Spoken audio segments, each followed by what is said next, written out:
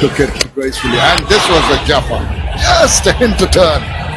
আসসালামু আলাইকুম। বাংলাদেশ ও শ্রীলঙ্কার মধ্যকার 3 ম্যাচ টি-20 সিরিজের শেষ টি-20 ম্যাচে শ্রীলঙ্কার প্রেমাদাসা ক্রিকেট স্টেডিয়ামে টস জিতে ব্যাট করার সিদ্ধান্ত নেয় শ্রীলঙ্কার অধিনায়ক আসালঙ্কা।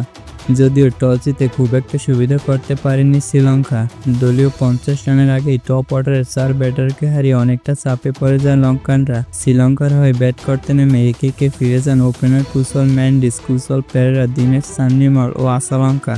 এক প্রান্ত আগলে রেখে শ্রীলঙ্কাকে এগিয়ে নিচ্ছিলেন ওপেনার প্রথম নিশানাকা। তবে দলীয় 66 রানে ব্যক্তিগত 46 রান করে শেখ মাহাদির শিকারে পরিণত হন এই ওপেনার। শেষ দিকে শ্রীলঙ্কার পক্ষে ব্যাটিংয়ে লড়াই করেন কামেন্দু ম্যান্ডিস এবং দাসুন সানাকা। 25 বল থেকে 35 রানের ঝড়ো ব্যাটিংয়ে শেষ পর্যন্ত 20 ওভারে 7 উইকেট হারিয়ে 132 রানে সংগ্রহ করেন। বাংলাদেশের পক্ষে বল হাতে রেকর্ডের দিন পার করেন শেখ মেহেদী হাসান। 4 ওভার হাত ঘুরিয়ে এক মেডেনে 11 রান খরচা করে 4 উইকেট শিকার করেন তিনি। এছাড়াও একটি করে উইকেট শিকার করেন শামীম, মোস্তাফিজ ও শরীফুল। 133 রানের জবাবে ব্যাট করতে নেমে শুরুটা খুব একটা ভালো করেনি বাংলাদেশ। ইনিংসের প্রথম বলে পারভেজ হোসেন ইমনের উইকেট হারায় টাইগাররা। তবে এরপর তানজিদ হাসান তামিম ও লিটন কুমার দাস দুর্দান্ত খেলেন।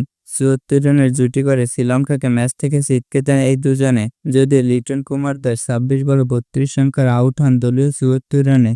অপর প্রান্তে তানজিদ হাসান তামিম ছিলেন মারকুট মেজাজে। মাত্র 27 বল থেকে নিজের অর্ধশত পূরণ করেন এই বামহাতি ড্যাশিং ওপেনার। 50-র পর আরও ভয়ঙ্কর হয়ে ওঠে শেষ 32 বলে। বাংলাদেশের জয়ের জন্য দরকার ছিল 10 রান। এত সহজ সমীকরণের ম্যাচে তামিম ও হৃদয়ের দুর্দান্ত ব্যাটিংয়ে শেষ পর্যন্ত জয় নিয়ে মাঠ ছেড়েছেন বাংলাদেশ।